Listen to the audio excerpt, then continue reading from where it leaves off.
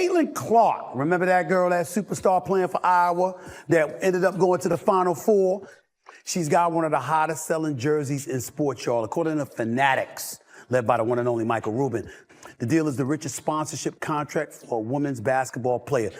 She deserves it! Caitlin Clark is making waves in women's basketball, breaking NCAA scoring records left and right, and she's become the talk of the town. It feels like she burst onto the scene and instantly became the most exciting name in the sport. And get this, Nike just signed her for a whopping $28 million deal.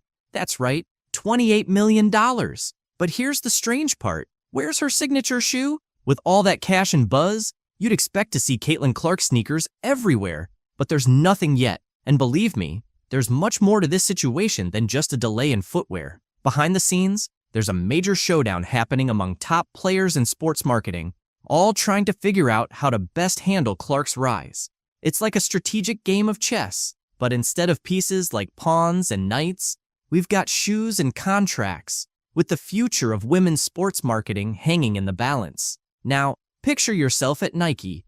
You've got the most promising rookie in years, yet you're hesitating to fully support her. Why? Because there's an MVP in the league who still hasn't received her own signature shoe. How do you navigate this without stepping on anyone's toes? It's like Nike is caught in a high-stakes basketball chess match. Clark now has an 8-year, $28 million deal with Nike that will include her own signature shoe.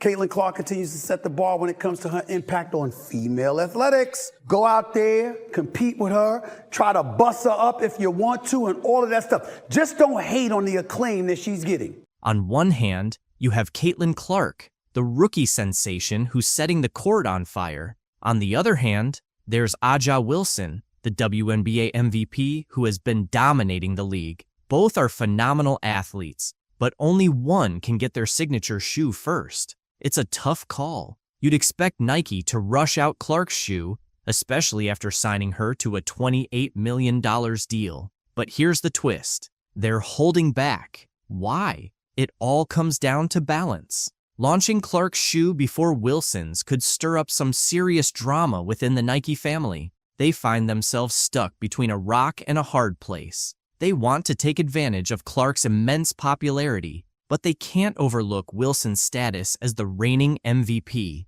It's a tricky situation, and Nike is doing its best to avoid any missteps. Now, here's where it gets intriguing. An insider revealed that Nike's strategy has shifted. They used to make bold, decisive moves. Remember the just do it days? Now, it feels more like just think about it. They're so focused on managing public perception that they're playing it incredibly safe. This cautious approach isn't just about Clark and Wilson. It's reshaping how brands engage with rising stars in women's sports. Everyone's watching to see how Nike navigates this, and you can bet other companies are taking notes. If Nike gets this right, they could establish a new standard for marketing female athletes. But if they mess it up, it could lead to a major PR disaster. That's why they're treading carefully. However, this cautiousness might be hindering women's sports. Imagine if Nike just went for it and released Clark's shoe, only to have it sell out instantly. That could open the doors for more signature shoes, more endorsements, and increased visibility for the WNBA as a whole. This isn't just about shoes anymore. It's about the future of women's sports marketing. Nike's decision could have a monumental impact on every female athlete out there. Will they play it safe or take a risk? Either way, the outcome will be significant. Now, consider why only 5 WNBA players have signature shoes. 5 in the entire league. That's fewer than the starting lineup of a single team. How is this possible in 2024? It's like women's basketball is stuck in the Stone Age when it comes to footwear. But here's where it gets exciting. Caitlin Clark's shoe could change everything. We're not just talking about another unisex model with a woman's name on it. This could be a game changer. Imagine a basketball shoe designed specifically for a woman's foot. It's not just about aesthetics. It's about enhancing performance. It's surprising to realize that most women's basketball shoes are essentially just smaller versions of men's shoes. However, women's feet aren't merely smaller versions of men's feet. They have a different shape. So why do we expect women to perform at their best in shoes that weren't designed for them? That's where Clark's shoe could make a significant difference. If Nike gets this right, they could establish a brand new standard for women's basketball footwear. We're talking about shoes that fit better, feel better, and might even help reduce the risk of injuries. This isn't just about Caitlin Clark anymore. This could have positive implications for every woman on the court. Plus, the demand is certainly there. When Clark was drafted, her jersey sold out in no time. People are eager for Clark merchandise. If her shoe is successful, it could pave the way for more signature shoes in the WNBA, finally creating a market that truly caters to women basketball players. But this goes beyond just selling shoes. Clark's signature shoe could symbolize growth in women's basketball, sending a message that says, "We see you, we value you, and we're creating products specifically for you." That's a significant step for a sport that has often been viewed as an afterthought. Consider the impact this could have on young girls who play basketball. They wouldn't just be dreaming of playing in the WNBA. They'd be envisioning a future where they have their own signature shoe. This is about representation, inspiration, and demonstrating that women's basketball is a serious market. Will Caitlin Clark come into the WNBA and do what she's doing right now? Immediately? Absolutely not. Wheels around, evades Van Lith, and drains it! My goodness! Iowa, she did everything. You know, however many shots you want to take, whatever you want to do with the ball, you can do. It's just a different ball game. If you've been watching Caitlin Clark in the WNBA, you'll notice she's still hitting all those incredible shots she made back at Iowa, wowing fans and packing arenas like never before. It's almost like Cheryl Swoops never saw her play, because as great as Clark is at shooting, the real magic happens when she passes the ball. You have some players like an Aaliyah Boston, an Alyssa Smith, a Kelsey Mitchell, like they gotta have a rock. Take a look at the list of players she just mentioned, then check out Caitlin Clark's assist numbers and tell me those players aren't getting the ball. Oh, and by the way, Clark just broke the record for most assists in a season. Not just a rookie record, but the overall WNBA record. On top of that, Kelsey Mitchell is hitting career highs across the board. It wasn't just Swoops. Other WNBA vets also thought Clark was in for a tough reality check. Reality is coming. You look superhuman playing against 18-year-olds, but you're going to come with some grown women that have been playing professional basketball for a long time. The only real issue earlier this season was the cheap shots other players were taking at Caitlin Clark. Sure, some rookie welcome to the league moments are expected, but things like Carter's hip check could have seriously injured her.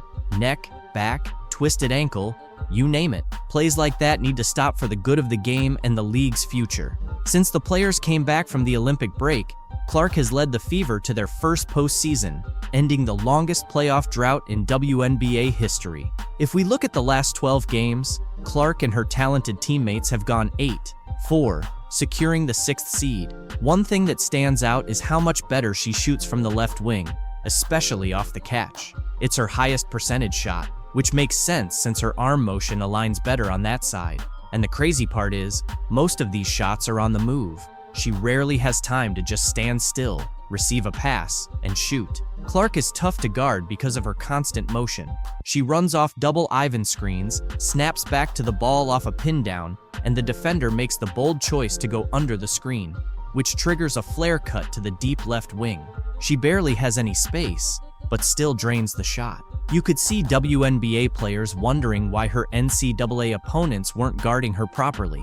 It was like Clark was showing off when she hit her personal best of 7 threes against Brittany Sykes' Mystics. It turns out, stopping Clark from getting her shots off to the left is harder than people think, even for seasoned WNBA vets. And against Diamond D Shields and the Chicago Sky, she hit 2 threes going left, with defenders right in her face. The Fever run some great plays to capitalize on her left side. For example, the cross screen leaves her defender under the screen, first mistake. Then, the handoff causes 2 defenders to get tangled up, and the final screen by Boston leaves Clark wide open to knock down a beautiful shot. When it comes to her passing, Clark is creating over 5 layups per game for her teammates, which is just wild. The biggest beneficiary is Aaliyah Boston. They've got a nice play where Boston slips the ball screen on the left side, then gets a double staggered screen across the lane, allowing Clark to deliver a perfect pass for an easy bucket. In a similar setup, Clark gets a ball screen at the top while Boston uses her body to shield the defender and finishes with a soft touch off the glass. Their bread and butter is the pick and roll. Since Clark draws both defenders, Boston often gets open shots right at the rim. Boston uses her size to spin around smaller defenders for easy layups, and when they reverse the ball screen on the left side, it's the same result. Boston's defender has to hedge because of Clark's shooting threat, but Clark's wraparound pass finds Boston perfectly. She even spins the ball just right so it lands in Boston's hands, allowing her to finish away from the defender. Just perfect execution. They've developed a killer two-woman game at the top of the key, flattening the other three players along the baseline to give them room to operate. When the pick and roll is covered well, they transition smoothly into a get action, and Boston pulls off one of my favorite moves, the fake handoff. This sets up Clark for an assist and gave the Fever a crucial basket that helped them win in overtime. The chemistry between Clark and Mitchell has been fantastic. They connect so often on that classic dribble towards the corner backdoor cut play. Clark draws so much attention that Mitchell's defender tends to freeze, and with her speed and explosiveness, Mitchell easily beats her defender. Add Clark's vision and pinpoint passing to the mix, and you get a lot of frustrated coaches on the other side who, despite preparing for this, still get burned. Where they're especially dangerous is in transition. Mitchell is one of the fastest players in the league, and if the defense doesn't hustle back early, Clark is going to find her with one of those signature 50-foot passes for easy layups. Putting pressure on the defense early like that also softens it up, making it easier for Clark to get into her deep shooting game with less resistance. What's happening in the WNBA right now is absolutely wild. Sophie Cunningham, who plays with Diana Taurasi on the Phoenix Mercury, recently made some eye-popping comments about Caitlin Clark that are leaving people stunned. And believe it or not, that's just scratching the surface. Caitlin Clark isn't just putting up numbers on the court, she's changing the game itself. She's been smashing records, pulling off impossible plays, and shaking up the Indiana Fever in ways no one saw coming. And get this, some of the seasoned veterans are starting to feel a bit envious. Yep, the rookie is making waves so big that it's ruffling the feathers of some long-standing stars. But hold on, let's take a closer look at what Cunningham said that's got everyone buzzing. In a recent interview, she dropped some serious thoughts on Caitlin Clark. But I think they've done a great job in the league as well. I think the physicality and all that they're going to get used to, but I think especially Caitlin Clark, she's been killing it. And I'm a huge fan, and I never say that, but I think it's fun what she's doing. Can you believe what this means? A veteran player who shares the court with the iconic Diana Taurasi is giving major props to a rookie. That's not something you see every day in the WNBA, but Sophie didn't stop there. She had more to say. When it comes to viewership, man, I think a lot of people have a lot to learn about our league, but I think that's a really fun thing. And if you have really anything negative to say about all the viewership and everything that this rookie class is doing, I just think that you're not capitalizing on it and you might be a little jealous. So Sophie just dropped a truth bomb on anyone throwing shade at Caitlin Clark's success and the other rookies in the league. She's basically saying that if you're not on board with how the WNBA is growing, then the issue might be with you. But why is Sophie, an established player, going all out to defend Clark and the rookies? Simple.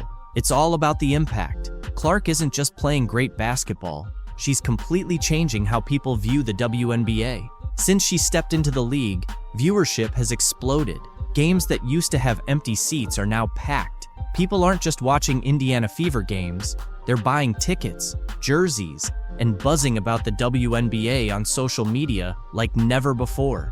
And here's the kicker. Clark is pulling all this off as a rookie.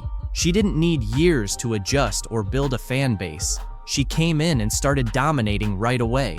That's why Sophie and other savvy players are seeing that Clark's success is tied to the success of the league itself. In just the last 5 games, Clark's been on fire, averaging 22.6 points, 8.4 assists, and 4.8 rebounds. But that's not all. She's shooting 48.1% from the field and an impressive 44.4% from beyond the arc. These aren't just good numbers for a rookie, they're elite, even for seasoned pros. And what's most incredible is that she's not just stacking up stats for herself, she's lifting the entire team.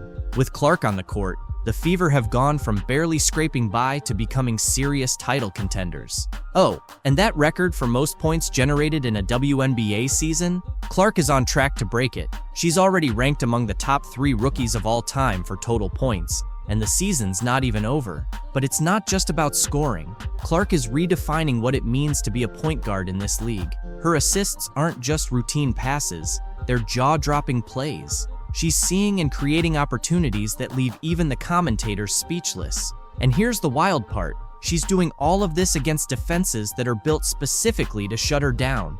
Entire teams are shifting their strategies just to contain Caitlin Clark, but she's still out there dominating. That's why veterans like Sophie Cunningham are so impressed. Clark isn't just excelling. She's changing the entire game. She's pushing teams and players to evolve.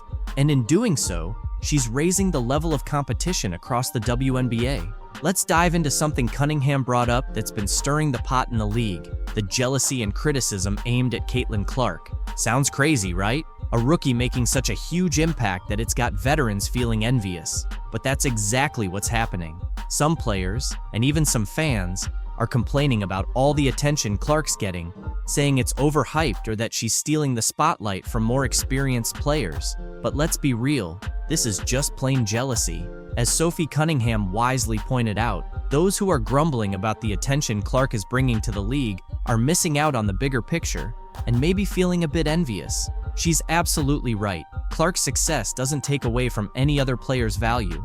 In fact, the more attention the WNBA gets, the better it is for everyone.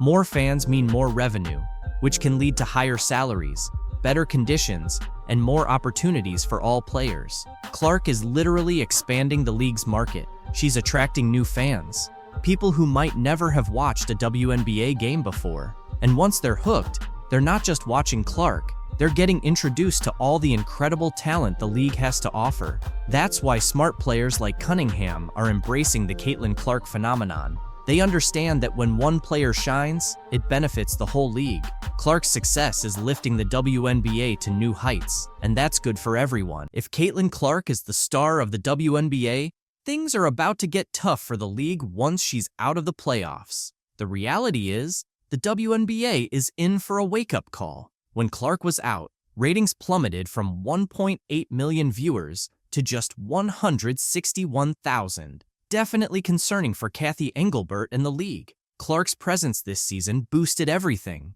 merchandise, ticket sales, and TV viewership. The Indiana Fever, once barely relevant, became playoff contenders, and her games consistently sold out. But now, here's the issue. Without Clark, the WNBA is struggling. Not a single playoff game has even reached 500,000 viewers in her absence. Without her star power, the league is left facing empty arenas and tanking ratings.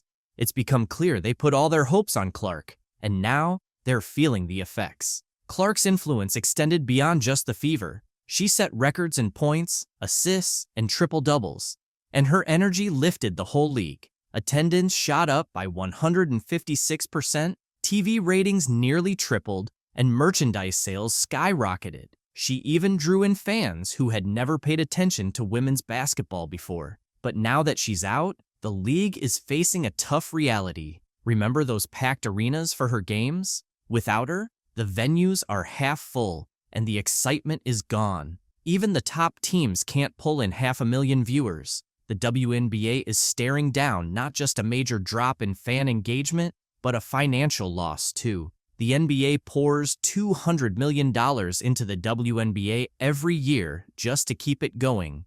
But compared to the NBA's $3 billion in revenue, the WNBA's earnings are minimal. What's even more shocking is that the league hasn't properly marketed Clark. There have been no big commercials or major marketing campaigns.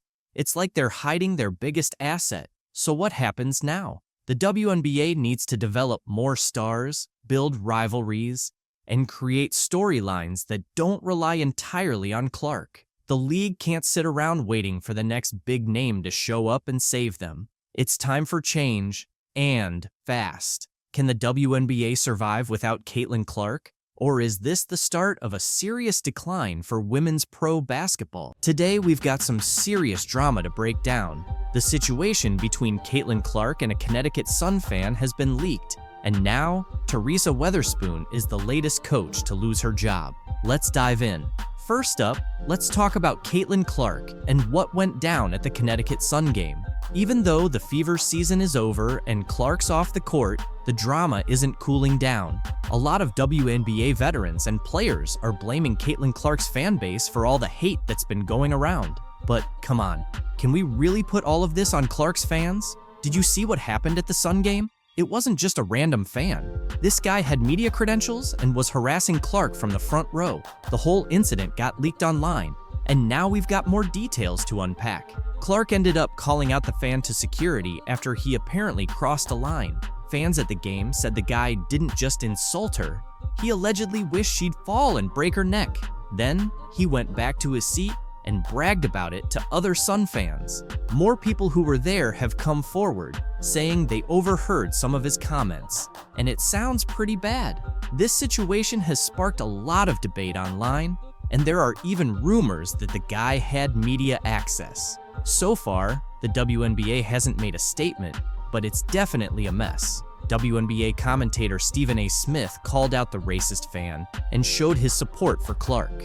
On the flip side, players like Angel Reese and Brittany Griner have also shared their thoughts. Angel mentioned she's been dealing with harassment from Clark's fans for the past 2 years. Griner, on the other hand, is pushing for the league to take faster action when it comes to toxic fan behavior.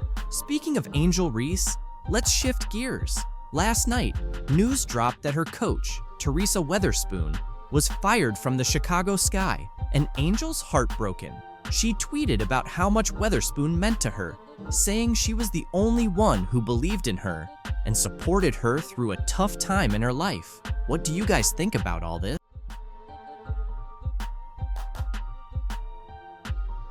Caitlin Clark has some big news that's sure to create a stir in the WNBA. But let's face it, are we really surprised? Many fans have been watching just to see her take charge in the league this season.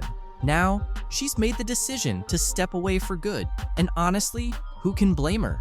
She struggled with physical defense she's faced at the professional level and voiced frustration with the league's officiating, recently telling reporters, quote, "I feel like I'm getting hammered and everybody is physical with me, and opponents get away with things that other people don't get away with." That's what Caitlin Clark said. From the very beginning, this league didn't truly appreciate her talent. She took a team that had been largely unnoticed for 10 years and led them to the playoffs, set attendance records, increased ticket sales, and made her jersey a top seller.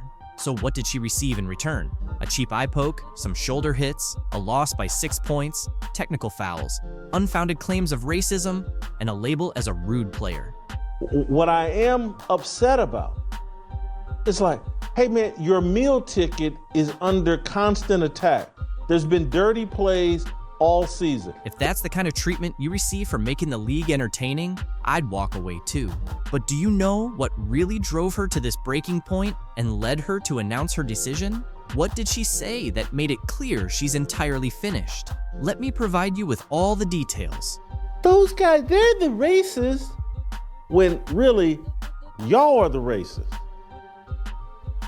The people coming up with excuses to hate Caitlin Clark and the new fan base that she brought.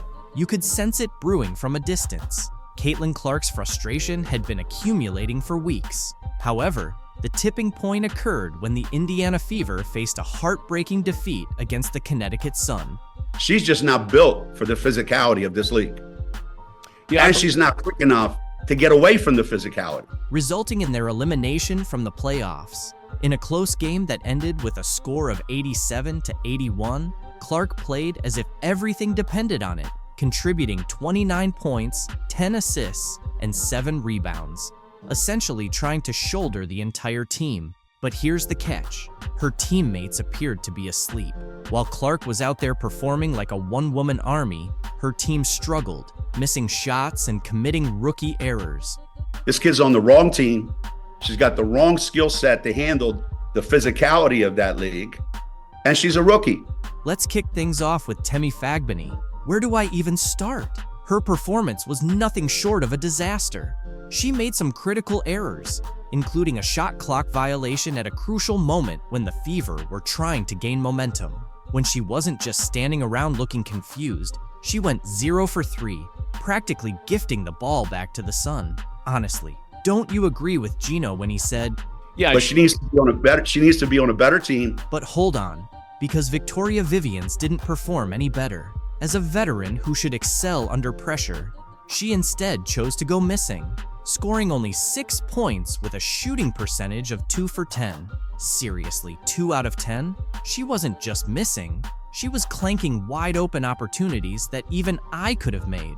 Then there's Kelsey Mitchell, usually a reliable scorer, who picked the absolute worst moment to disappear. She ended with 9 points on 3 of 12 shooting. For someone who was expected to be one of Indiana's top scorers, she appeared completely lost, hesitating and passing up shots. When she finally did take a shot, they turned into air balls. It was like she had stage fright just when the Fever needed her to step up. Caitlin Clark was assaulted yesterday in her very first playoff game in the WNBA. Watching everything unravel around Clark while she was giving it her all was painful. Each time she made a clutch, three-pointer, or executed an amazing play, her teammates seemed to fumble, handing the ball back to the Sun and giving Clark that helpless look, as if to say, "Oops, my bad." You could see it in her body language. Every missed shot and turnover felt like a punch to the gut. It's not that she didn't show up. She played a full 40 minutes of relentless, high-intensity basketball, pouring everything into the game, and yet it still wasn't sufficient. It's important that we point this out. One of the things that I brought up this morning in talking about Caitlin Clark is that some of the players, you want to use the word jealousy, fine. You want to use the word envy, fine. As the final buzzer went off and Clark stood there with her shoulders slumped, staring at the scoreboard, it became evident that this was more than just a loss. It was a realization, a wake-up call that no matter how hard she fought, how many shots she made, or how many plays she executed, it wouldn't matter without a team that could genuinely support her. This wasn't merely the end of a playoff journey, it signified the end of her patience. If Caitlin Clark is the quote-unquote savior, if she's the golden girl, milk it. Reality is knocking on the door of the porta potty. The truth is finally coming to the light. The same light that is going to be dimming here in about 12 hours when Caitlin Clark is eliminated from the playoff. The entire WNBA was almost in shock when Caitlin Clark revealed her big news. She's not just stepping away from the league, she's moving to Europe. That's correct. The most exciting rookie the WNBA has ever witnessed is packing her bags and saying, "I'm out." Can you really falter after enduring all the relentless pressure, cheap shots, and endless nonsense? Clark has decided it's time to hit the reset button. This announcement came just days after the Indiana Fever's tough playoff exit against the Connecticut Sun. And honestly, it's not unexpected. After elevating her team to relevance without any support, this was bound to happen. There were regular season games this season where Caitlin Clark drew more than 1.8 million viewers. However, I hope Kat Engelbert is ready for disappointment because there's a hell of a lot. The WNBA faced some early controversy just 90 seconds into the first playoff game of 2024 when the Indiana Fever took on the Connecticut Sun in their best-of-3 series. Things escalated quickly when Caitlin Clark, the unanimous Rookie of the Year, ended up with a black eye. The incident happened when Connecticut guard Dejanai Carrington appeared to accidentally poke Clark in the eye. Despite Clark clearly being in pain and falling to the ground, no foul was called, which sparked an outcry from fans on social media. Many accused Carrington of foul play, claiming the move was intentional. Even Barstool Sports founder Dave Portnoy weighed in, tweeting, "Why does the WNBA let players wear gigantic nails if they use them as weapons? We're lucky Caitlin didn't lose an eye. No foul call, and she had to play with one eye the rest of the game."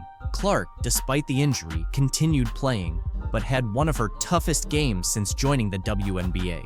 She shot just 3.5%, going 4 for 17 from the field, including 2 for 11 from beyond the arc. The Fever, unable to rally behind their star, suffered a tough 93-69 loss to Connecticut, putting them on the verge of elimination. Kelsey Mitchell's 21 points and Aaliyah Boston's 11 rebounds were among the few highlights for Indiana. On the other side, Connecticut was led by Marina Mabrey's 27 points and Alyssa Thomas's 15th career triple-double as they controlled the game from start to finish. Despite the rough game, Clark didn't blame her eye injury for the performance. After briefly sitting on the bench following the poke, she decided to push through the pain and played 36 minutes, contributing 8 assists. However, her shooting struggles were hard to ignore. In the post-game press conference, Clark refused to place blame on Carrington, taking full responsibility for the missed shots and acknowledging her difficult game. Her determination to keep playing says a lot about her resilience, but fans are still left wondering if the eye injury played a bigger role in her off night. It remains to be seen if Clark and the Fever can bounce back and avoid an early playoff exit. The Indiana Fever delivered an unforgettable game. Picture this: Caitlin Clark, the rookie who's been making waves in the league, played all 45 minutes of a game that went into overtime.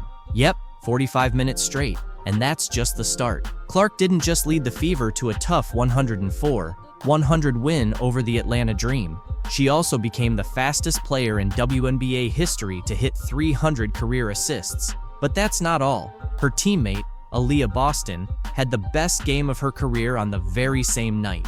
The first quarter was electric, with the Fever and Dream trading baskets right from the jump.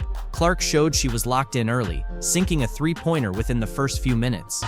Boston gets it back to Clark, sidesteps Howard, she will launch and knock down a three. The Atlanta Dream wasn't backing down, with Rhyne Howard answering back with her own sharp shooting.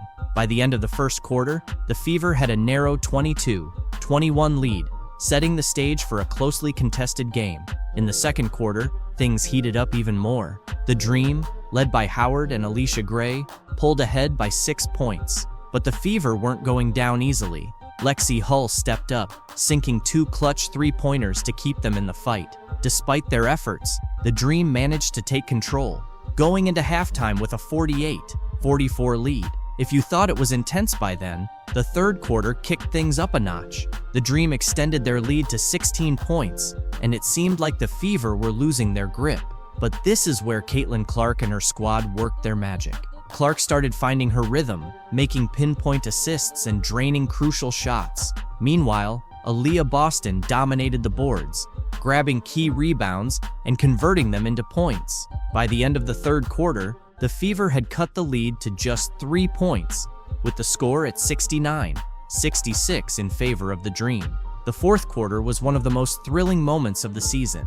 It was a battle between two determined teams. Clark continued to lead the Fever's offense with precision, while Boston was unstoppable around the basket. The game was tied multiple times in the closing minutes. With 18 seconds left, Boston hit a huge shot to tie the game at 90, sending it into overtime. Overtime was pure intensity. Clark and Boston kept up their dominance, but the Dream fought back hard. It was a back-and-forth exchange of baskets right up until the final seconds. In the end, Clark's composure at the free throw line sealed the Fever's 104-100 victory. This game showed just how much the Indiana team is growing, and with the playoffs on the horizon, they're showing some promising signs. What can we even say about Clark that hasn't been said already? Well, here's one for you. She played all 45 minutes of the game. Unreal, right? But the numbers back it up. Clark wrapped up the night with 26 points, 12 assists, and 5 rebounds. That's not just a double-double, it's complete court control. And the biggest highlight? She became the fastest player in WNBA history to hit 300 career assists. We're talking about a rookie shattering records that seemed untouchable. Her court vision is something else. If Clark was the conductor, Aaliyah Boston was the unstoppable force. Boston had the game of her career, dropping 30 points and grabbing 13 rebounds. Another double-double, but more than that, it was pure dominance. She was a force in the paint, turning Clark's assists into easy buckets and creating second chances with her offensive rebounding. Boston was incredibly efficient, hitting 11 out of 16 shots. And let's not forget Kelsey Mitchell. While Clark and Boston were stealing the show, Mitchell quietly had a standout game herself, with 21 points and a solid 50% shooting. She was the quiet but critical third piece of the puzzle. delivering when the Fever needed it most. Mitchell showed why she's one of the top shooters in the league, sinking clutch shots to help seal the victory. The trio of Clark running the show, Boston owning the paint, and Mitchell hitting from the outside is a combination that could take the Fever deep into the playoffs. And speaking of playoffs, with performances like this, the Fever are proving they're not just here to make up the numbers, they're here to compete for a title. A key moment in the game came in the third quarter when the Dream opened up a 16-point lead. That could have been the moment many teams threw in the towel, but not the Fever, and definitely not Clark. She kicked off a series of plays that completely turned the game around. She drained a three-pointer and followed it up with 2 quick assists to Boston. Just like that, the 16-point gap started to shrink. This was where Clark's championship mentality really showed. She didn't just rack up points, she elevated the play of her whole team. This game summed up the Fever season. Flashes of brilliance, some adversity, and overcoming challenges. But most of all, it showcased the heart and determination of this young squad, led by Clark and Boston. Today, anytime the head is hit, they usually call it. And, she gets her really hard there. Any contact above the shoulders. Angel Reese hit Caitlin Clark right on the head and ended up getting benched for it. To be honest, this situation isn't as glamorous or joyful for Clark as it might seem. The physical demands and the pressure of expectations, both on and off the court, have been tough. Adding to that, the stress from social media and various conspiracies has made things even harder. Clark talked about how challenging it all has been. Younger than that at times, and I'm trying to navigate moving to a new city by myself. I'm trying to navigate, playing in a new league on top of everything else that has come with it. And in the midst of all the chaos, Caitlin Clark is trying to stay calm. It's definitely not easy or delightful. The world keeps pulling her into the whirlwind. Over just a few years in the spotlight, Clark's story has evolved from a fun narrative about a record-breaking college basketball scorer who brought new attention to women's basketball, to discussions about race, sexuality, fame, money, and opportunity. Then, it shifted back to concerns about her turnover numbers early in her first WNBA season. Clark highlighted the importance of focusing on mental health and emphasized that seeking help is crucial. "I can achieve everything in my life," she said. "I'm not afraid to ask for help and to tell people, today is just not my day, and that's okay. Not every day has to be perfect." I think it's something that a lot of people in our country struggle with, especially young individuals. And, I think the biggest thing is don't be afraid to ask for help. The concern isn't just about Clark herself. Tennis star Serena Williams recently praised Caitlin Clark for handling early success. Well, despite social media negativity. Speaking to the New York Post at the Tribeca Festival about her docuseries In the Arena, Serena was asked about Caitlin. Serena responded, "I just love that she tries to stay grounded." She mentioned that Caitlin avoids looking at her social media. Sharing some advice with Caitlin, Serena said, "If people are negative, it's because they can't do what you do, basically, and hopefully she'll continue to do what she's doing." Relating to Clark's tough early career days, Serena Williams shared her own experiences with similar negativity as a young tennis star. "I was bullied," Serena said. "Things I went through would get people canceled now." Earlier this year, Serena expressed interest in owning a WNBA team while talking to CNN. "I would definitely be super interested with the right market," she reiterated. "We just need the right catalyst and people. And I think that's happening over the past 2 years. Women's sports are finally having their moment." Big stars like Serena recognize Caitlin Clark's unprecedented rise to fame. She's one of the most popular athletes on the planet, and she hasn't even played her first WNBA game. In her first 14 games, Clark is on track to win Rookie of the Year, averaging 15.6 points on 36.7% shooting, 32.2% from 3, 4.9 rebounds, and 6 assists. However, she's also facing intense physicality and committing a league-high 5.5 turnovers per game. Amid all the attention, fans are concerned about her mental health and well-being. Being famous has its perks, but at just 22 years old, there's worry about whether Clark can handle the long-term pressure. In ESPN's Full Court Press series, Clark admitted she sometimes wishes she were normal, because all the attention and press can be draining. "There are days when you don't want to talk to everyone, Clark said, but someone comes up to you, and this is their 10-second interaction with you, so you better smile and be kind. But sometimes, you just want to be normal. Despite the pressure, Caitlin Clark seems to be handling it well so far. But with her fame expected to rise, fans are concerned about her mental health. Life as a celebrity has its downsides, but the pros often make it worth it. At 22, Clark's exciting journey in the world of basketball and celebrity continues. The latest chapter took place on Sunday in front of a sold-out crowd at Gainbridge Fieldhouse in Indianapolis. There, she faced Angel Reese, a Chicago Sky rookie familiar with high-profile showdowns against Clark. They had a heated battle in the 2023 NCAA National Championship game, where Reese's LSU Tigers defeated Clark's Iowa Hawkeyes, famously mocking Clark's "you can't see me" hand motion.